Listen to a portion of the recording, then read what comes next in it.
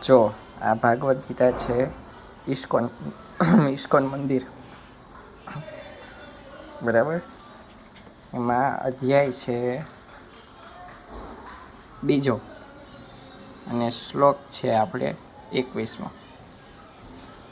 એમાં લખ્યું છે વેદા વિનાશીનમ નિત્યમ ય એનમજવ્યયમ કથમ સ પુરુષ પાર્થકમ ઘાયતિ હંતિકમ.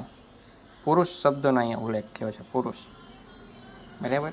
આ વાક્યમાં ક્યાંય પુરુષ શબ્દનો અનુવાદ કરેલો છે નહીં ને? જો આ આપણી છે શ્રીમદ ભાગવદ ગીતા ગોરખપુર પ્રેસ, બરાબર. એમાં આપણે છે અધ્યાય 2 અને શ્લોક આપણે છે 21માં. આપણે 21માં, આમાં પણ 21મું લીધું આગળ. એમાં લખેલું છે, હે પાર્થ, જે પુરુષ આત્માને નાશ રહિત નિત્ય અજન્મા તેમજ અવ્યય જાણે છે, તે પુરુષ કઈ રીતે કોને હણાવે છે અને કઈ રીતે કોને હણે છે.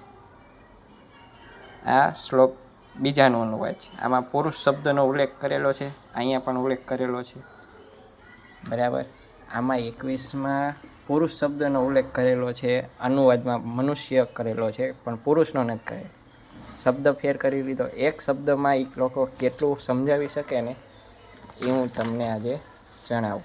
જો આ 22મો શ્લોક છે, બરાબર. આ શ્લોક એનો અનુવાદ છે, જેવી રીતે મનુષ્ય જૂના વસ્ત્રો તજીને નવા વસ્ત્રો ધારણ કરે છે, તેવી રીતે આત્મા વૃદ્ધ તથા નકામા શરીરો તજીને નવા ભૌતિક શરીરો ધારણ. આ ભૌતિક શબ્દ જે એને ઉમેર્યો ને, આમાં ભૌતિક સંસ્કૃતમાં નથી, ભૌતિક સંસ્કૃતમાં લખ્યું ને તો ભૌતિકમ આ શ્લોકમાં ઉલ્લેખ થવો પડે.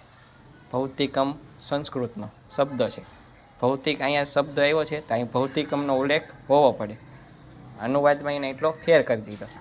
એની પાછળ ઉદાહરણ એને કેવડું મોટું આપી દીધું છે કૃષ્ણ અને અર્જુનનું મોટું ઉદાહરણ આપી દીધું. કૃષ્ણ સાક્ષી પક્ષી છે અને અર્જુન ફળ ખાઈ રહેલો છે.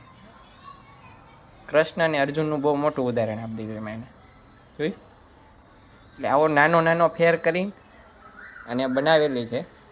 આપણો કોઈ વિરોધ નથી, સમજવા જેવી છે ભાગવદ ગીતા, બીજું કાંઈ નહીં. ઇસ્કોનની પણ ભાગવદ ગીતા સમજવા જેવી છે અને આ પણ સમજવા જેવી છે. આમાં મૂળ રૂપે લખેલી છે, તો આપણે આમાં શું લખેલું હોય છે? મૂળ રૂપ નહીં હોય આનો? હશે જ ને.